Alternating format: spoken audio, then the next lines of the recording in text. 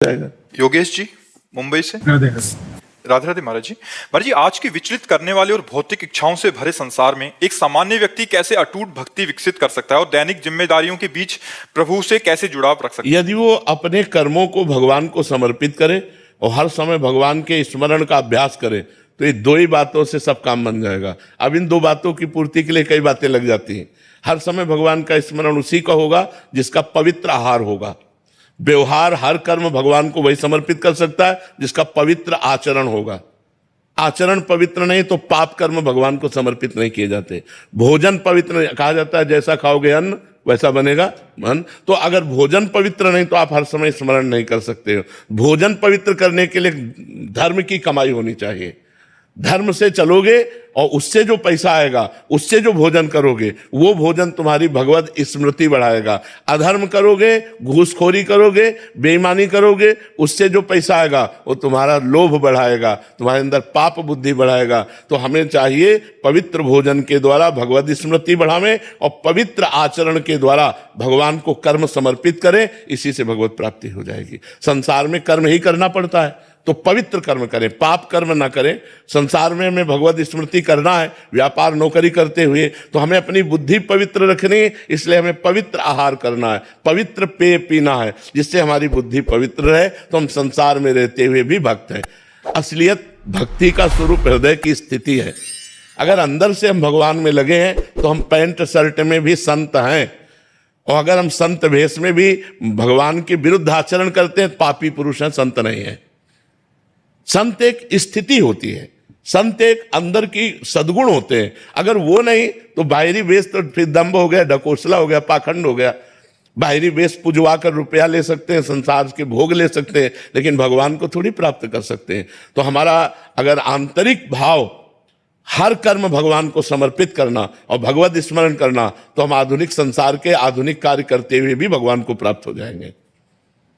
विवेक मालवीय जी प्रयागराज। श्री हरिवंश महाराज जी। महाराज जी, अंतर्मुख और समता के लिए सिर्फ प्रतिकूलता रूपी औषधि ही है? अगर कोई दूसरा औषधि है तो कृपया औषधि चेंज कर दीजिए। ऐसी खास बात नहीं कि प्रतिकूलता। राजा अम्बरीश चक्रवर्ती सम्राट थे और बहुत बड़े महापुरुष थे।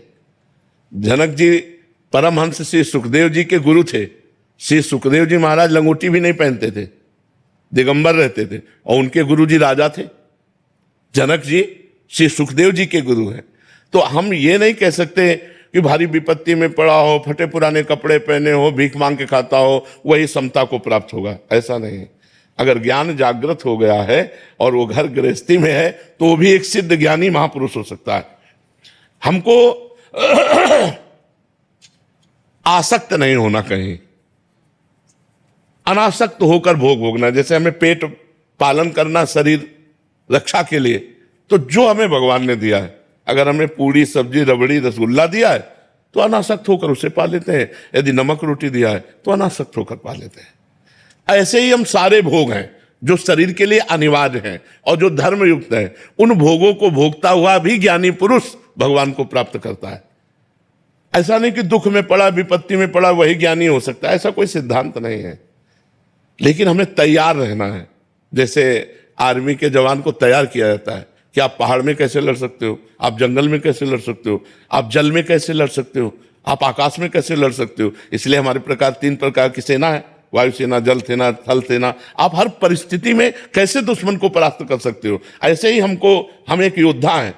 अब आपके सामने कोई गाली दे रहा है, अब आपको अपनी साधुता का प्रयोग करके बच जाना है। अब भारी विपत्ति आ गई, अब आपको अपने समता का प्रयोग करके दुख सुख मान अपमान लाभ हानि संपत्ति विपत्ति में समान भाव आप निकलो। तो ये कोई साधारण खेल तो है नहीं। तो ये जरूरी नहीं कि विपत्ति आवे, लेकिन हमें तैयार रहना है कि अगर विपत्ति आई, आज हम सुख में हैं तो बहुत आनंद पूर्वक भजन हो रहा है, और कल विपत्ति आ गई, आंतरिक विपत्ति, बाहरी विपत्ति, 2 प्रकार की विपत्ति होती है। मानसिक स्थिति बिगड़ गई या बाहरी परिस्थिति बिगड़ गई, अब हमको परमार्थ में चलना है। तो हमें बड़ा विवेकवान होना है। तो मूल बात है, जब हम भगवान का भजन करेंगे तो ये क्षमता हमको प्राप्त हो जाएगी, समता भी प्राप्त हो जाएगी और क्षमता भी प्राप्त हो जाएगी। तो नाम जप करो, खूब नाम जप करो। हम सबसे यही कहते हैं, हर प्रश्न का समाधान भगवान का भजन है। भजन नहीं है तो ज्ञान की बातें सुन लो और ज्ञान की बातें कर लो, लेकिन स्थिति ज्ञान की नहीं आएगी, वो आएगी भजन से आएगी। खूब भजन करो भगवान का। हरेंद्र सिंह जी अमरोहा से। राधा वल्लभ श्री। राधे राधे महाराज जी। महाराज जी आपके चरणों में कोटि कोटि प्रणाम। महाराज जी भगवत मार्ग पर चलते हुए एक साधक को एक भाई, पुत्र, पिता, पति, इन शारीरिक संबंधों में तालमेल कैसे बिठाएं अगर उनका भाव भागवतिक ना हो तो? अपने को भागवतिक भाव धारण करना है ना, सब में भगवान है। जो भक्ति हम कर रहे हैं ना, सब कोई भक्ति करे ऐसा हम नहीं कह सकते, सब पर हम अपना भक्ति भाव थोप नहीं सकते। अगर आप भक्ति नहीं करना चाहते तो हम जबरदस्ती आपको भक्त नहीं बना सकते, चाहे हमारा पुत्र हो, चाहे हमारा मित्र हो, चाहे हमारा भाई हो, चाहे पत्नी हो। अब हमको अपनी भक्ति बचानी है तो हमको अपनी पत्नी में भगवान देखना है, अपने भाई में भगवान देखना है। और भगवान है तभी तो चल रहा है, भगवान ना हो, जैसे पंखा चल रहा है, एसी चल रहा है, तो बिजली है, बिजली के बिना थोड़ी चल सकता है। तो ऐसे सब में भगवान बिजली है। ये जो पावर है ना, बोलना, चलना, फिरना, खाना पीना, पचाना, ये सब ये भगवान से हो रहा है। और वही भगवान जब चले जाते हैं तो बोले आदमी मर गया। तो हम उन भगवान को देखें कि मेरे भाई के रूप में भगवान है, मेरी पत्नी के रूप में भगवान है, मेरे परिवार के रूप में भगवान है। तो अगर आपको गाली देता है तो हम पलट के गाली नहीं देंगे, सह लेंगे। तो जब हम भगवत भाव रखेंगे तो ही हम अभक्त भाई का व्यवहार सह पाएंगे, नहीं तो फिर नहीं सह पाएंगे।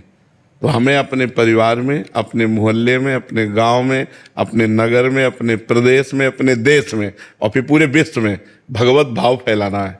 सब में भगवान सिय राम में सब जग जानी, करो प्रणाम जोरी जुग पानी। सब में भगवान विराजमान है। अगर ये भाव हम धारण कर सकें तो हम अपने अभक्त परिवार में भी आनंद पूर्वक रह सकते हैं। और अगर ये भाव नहीं तो फिर हमें जलन होगी, हम उसे अभक्त देखेंगे और उसकी चेष्टाओं को देख देख कर जलेंगे तो हमारी भक्ति क्षीण हो जाएगी। महाराज जी मैं ये कहना चाह रहा था, जैसे बच्चे एक पिता के रूप में बच्चे हैं 5 साल का, जी जी बेटा और बिटिया, उनका तो दायित्व भगवत मार्ग पर चलाने का हमारा ही बनता है जी। उसके लिए कह रहा था कि वो जैसे माहौल में पल रहे हैं तो उनमें कैसा सामंजस्य बैठा? अगर हम 5 मिनट 10 मिनट उनको नाम जप करवावें, आधा घंटा बैठकर कथा सुनावें, भगवान की चर्चा सुनावें, बड़ा प्रभाव पड़ता है बच्चों पर, इसका प्रभाव पड़ता है। अब आजकल बच्चों को खेलने के लिए मोबाइल मिल गए और जहाँ स्कूल में गए तो उनके बच्चे रजोगुणी मिले, गंदे आचरण सिखाने वाले, तो नवीन बच्चों में गंदे संस्कार बन जाते हैं। जैसे हमारे पास 2-4 ऐसे बच्चे आए जो 11-12 वर्ष के हैं लेकिन वो हस्त मैथुन के शिकार हो गए। तो अब छोटे छोटे बच्चे जैसे स्कूल में गए और उनको बड़े बच्चों ने सिखा दिया तो वो जानते हैं नहीं, तो उनको सुख का साधन लगा और भयंकर ये जीवन नाश करने वाले आचरण है। तो अपने बच्चों को बैठ करके थोड़ी देर मित्रता का भी व्यवहार करना चाहिए।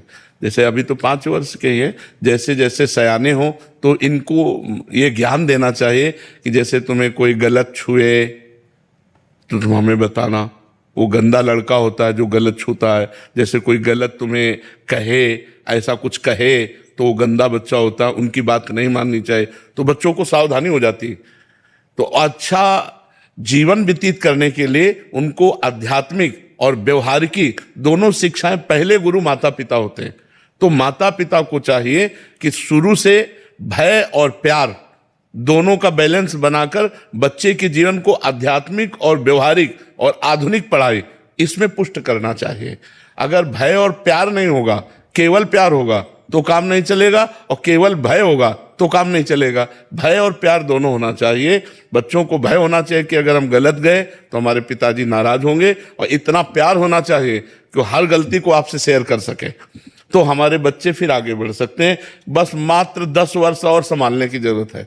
15 तक जैसी उनकी नींव पड़ गई वैसे ही वो बढ़ जाएंगे। अगर उनको गलत संस्कार ना पड़े तो बहुत अच्छे आध्यात्मिक बच्चे आधुनिक पढ़ाई में भी वो बन जाएंगे।